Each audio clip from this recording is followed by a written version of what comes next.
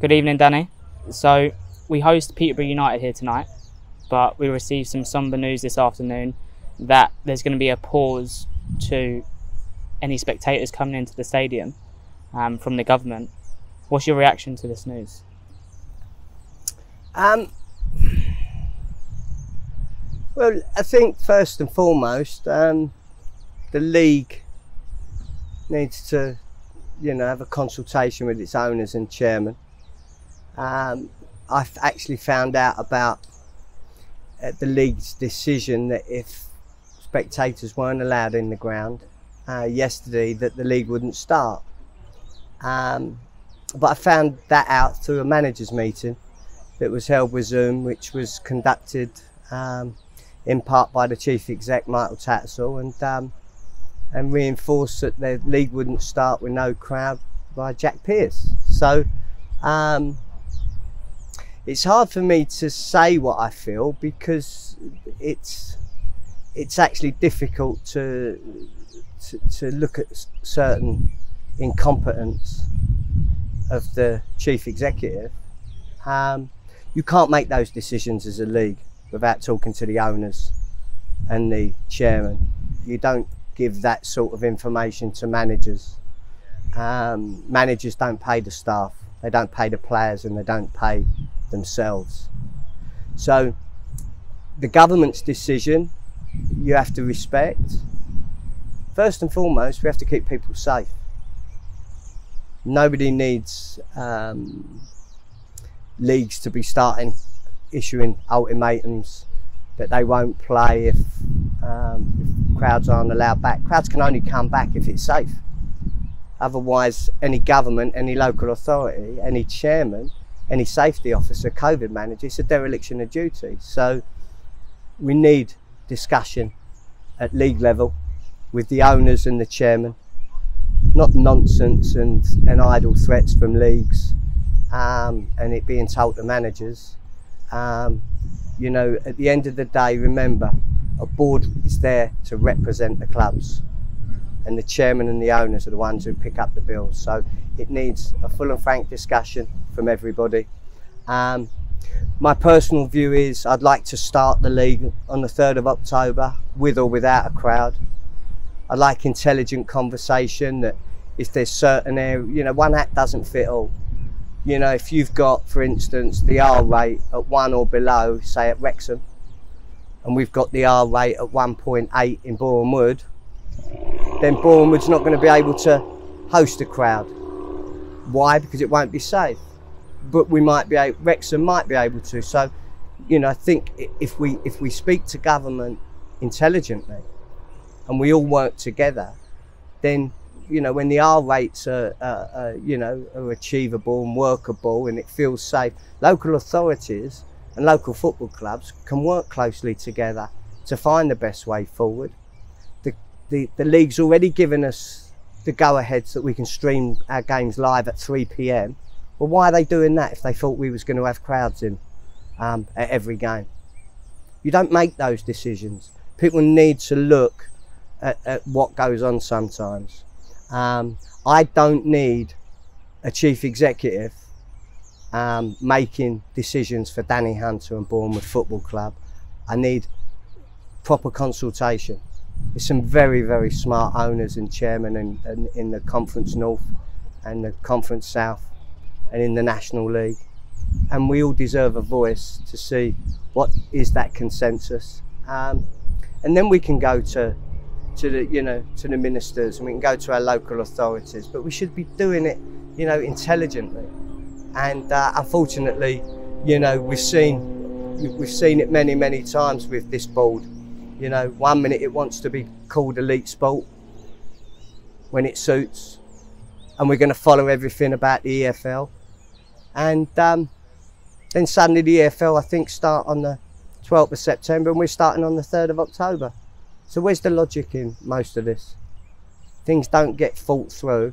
It's almost like we're always reactive, never proactive. So I've got no problem with the government's decision. It has to make the decisions for the good of everybody and the safety of everybody. And it's for us to find the best ways to enhance the decisions that they make, so that we can, you know, we can begin our league. You know, every one of these players that we've got needs paying, whether we play the game or not. They're on contract, they need paying. So what part don't the board understand that? So we don't need the pontificating, we don't need anything, we just need intelligence. And unfortunately, I don't believe the announcement made to our managers yesterday in the Zoom meeting was intelligent. So you talk about intelligent owners, intelligent chief executives, intelligent directors. Take yourself, for example. You sit here with the stadium behind you and the club that you've built. You've been here for over 20 years and you've taken Boreham Wood from the Ryman Division 1 North to the National League. And it's people like you who wasn't consulted during this process, but I found out last night via a manager's meeting. Exactly how poor is that? Really poor, if I'm honest. You know, what's even poorer is I rang the chief exec and he wouldn't take my call, and asked him to ring me and he still hasn't rung me. You know, do people think all us chairmen don't talk during the day? You know, you've got local lockdowns at Filed, you've got issues at Boreham Wood, you've got other places which, you know, are relatively secure in terms of the pandemic. But it's just, consultation is key. If you run businesses, if you run, you know, lots of us made our, you know, we made our money a long time ago. You know, you don't do it without consultation. You don't do it without listening to people with experience who've been there, seen it and done it. I'm not telling you that I'm a great chairman, but 22 years in, this is my 22nd season. You gain a certain amount of experience. You know, you understand when you're putting a squad together. You know, I can't keep listening to people saying the government's got to bail us out. I mean, there's one London chairman, the government's got to bail us out, give us 15, 20 million to bail us out. You can't do that and then go and pay a striker £2.5 grand a week and then think that the government's got to bail you out. That's just crazy. We've all got to cut our cloths accordingly. We can't go and spend huge on budgets and then whinge we ain't got the money. You all know what you're doing. Managers don't bankrupt football clubs. Chairmen do, owners do, by making stupid decisions. You know, all I keep hearing today is, you know, let's be honest, the Premier League gave us 200,000, Charlie, for the playoffs. And everyone thought that was going to the teams in the playoffs. The playoff teams got £4,000 each and the league took the rest. You know, there's your democracy. You know, no consultation, that's what you get. You know, the testing alone to be in the playoffs, which, remember, was about elite sport, about us following the EFL, all them things. Well, the EFL started. They've started behind closed doors. So let's do the same. But even if we don't do the same, let the chairman and owners have a voice. And if the democratic vote is we don't start, we don't start. You wipe your mouth whether you agree with it or not, and you go with the majority, because at the end of the day, every single person will try and do the right thing for their football club, and I understand that. So you mentioned the EFL and you mentioned the classification of elite sport. During the playoffs, it was the National League's endeavour to have the National League constituted under elite sport. At step 1 and step 2, it seems now their argument wants to be flipped, and no longer do they want to be constituted as elite sport in order to get people back into the stadiums. Look, people need to go back to the decisions back then. They had a massive say on when they cast step 3 afloat, or adrift I should say, not afloat. They cast them adrift, and you saw suddenly there was no relegation from step 2. Lots of those decisions were made from the chief executive for this league in behind closed doors meetings, and I'm not saying allegedly, I'm telling you what happened. A lot of them step 3 clubs, no promotions, really difficult for some of them clubs who deserve promotions and didn't get it. So again, they now want to try and flip it. Those step 3 clubs and step 4, they've been getting 300, 400, 500s in. I went to one, didn't I? I went to Wingate and Finchley, a friendly that we had 2 weeks ago. It was say a couple of 100, 300 there. I never felt safe. Never felt safe, Charlie. Didn't feel we were socially distanced. Didn't feel that there was enough governance. Nothing wrong with Wingate and Finchley. Really enjoyed my day there. Lovely to see the supporters. But at the end of the day, you know as well as I do, step 1 and 2 clubs can handle those events much, much better because we're bigger football clubs. We've got more experience. The safety stewards understand the roles. We've got bigger grounds. It leads to more improved social distancing. So again, on even that, there's no logic, which but again, like you say, the question really was, we were elite sport. We wanted to be elite sport 4 weeks ago, 6 weeks ago, 10 weeks ago, and now maybe we want to flip it. What I would say is that when the playoffs come, remember, we played behind closed doors because we had to fulfil our obligations to TV. That's what came out in the league meetings. We did that. I spent 16 grand on player testing. Playoffs are over, come back to training. I don't need to test players. What was the difference 10 weeks ago to a player's life or a staff member's life to what it is today? There's no logic.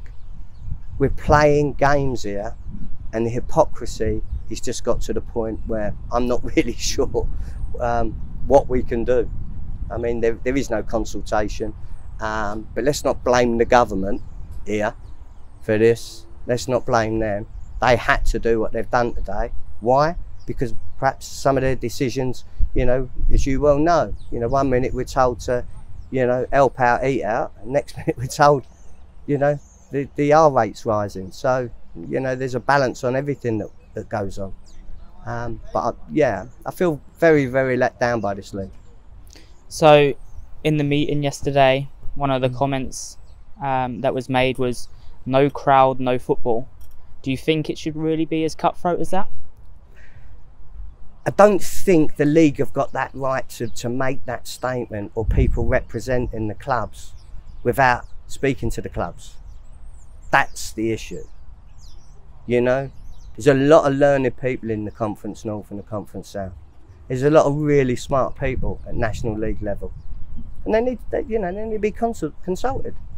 I didn't sign Matt Reed and then suddenly think I'm not going to be able to pay his wages if I didn't get a crowd in.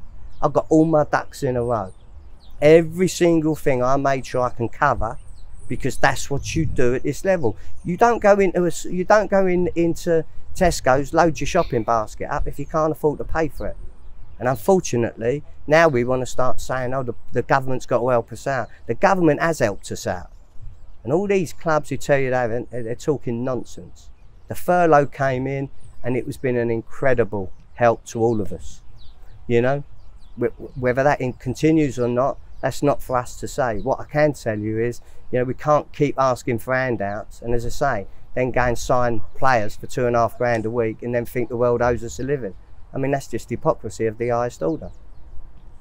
So, following today's announcement, Wood Army fans are probably thinking, talking amongst themselves, what does that mean to Boreham Wood Football Club? What is the impact to us? Well, the impact for that is, on Saturday, the season tickets were about to be handed out. Before they get handed out, every single one of my season ticket holders will be offered their money back, because that's the correct thing to do. If they then choose to keep it with us, then again we can create a membership scheme, maybe free streaming. But at the moment, it needs to be handed back to them. The league, if they continue with their stance of no football unless a crowd comes in, and we've got a COVID or a pandemic, I think it was nearly 5,000 today, I think 37 deaths, then it looks like we're not playing football this side of Christmas. So, what are we all supposed to do? Pay the players not to play? Just think about that. We're paying the players not to play because our league board is saying that's what we should do. So whether, we've got to look at it as 3 separate entities, a Conference North, a Conference South,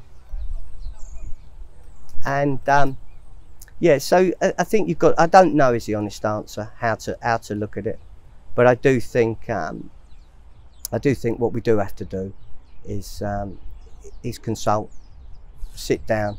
We don't need to be making rash threats to government. You know, I was taught a long time ago, you know, if you don't want to know the answer, don't ask the question. And that's where I think we are a little bit at the moment, you know. Don't ask the question. You know, we already know we can't put supporters in the grounds. In our art of hearts, we know that. So what we've all got to do is find a way that can happen, you know. And each individual region will have a different, you know, we'll have a different take on it. You know, if you're under the R rate, as I say, if it's 1 or under, you know, local authorities and football clubs, we're working together. So, you know, there's chances to get people in the ground. You know, when it's not there, we've been given license to stream the games from 3 o'clock. So let's get the production of that right. And let's look at the ways, let's look at the solutions. We already know what the problems are, but the solutions are sitting there in front of us. What I do know is the solution isn't for players to train for the next 3 months and not play football. I mean, that's just not a solution. It's that simple. Whether people, you know, certain chairmen are saying, well, look, let's just keep this going while we can utilise the furlough until the end of August. It's an argument I understand, because people are, you know, they're in dire straits. But that's all something that can come out when we're talking, you know, and through consultation, so we can find a consensus that might work for everybody. Thank you, Mr. Chairman. My pleasure. Thank you.